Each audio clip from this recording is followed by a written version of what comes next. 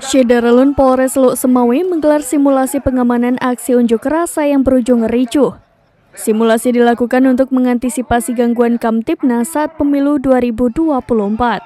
Kapolres Lok Semawe AKBP Hengki Ismanto menjelaskan dalam skenario simulasi, massa berbuat rusuh dan melempari petugas. Kerusuhan terjadi lantaran massa tidak puas atas hasil perhitungan suara. Ketidakpuasan itu dilampiaskan dengan orasi dan tindakan anarkis melempari kantor tersebut, sehingga Kepolisian Resor Lok Semawe menggelar simulasi Sispam Kota OPS Mantap Berata 2023 di lapangan Satiahan Prabu Mapolres Lok Semawe pada Jumat 13 Oktober 2023.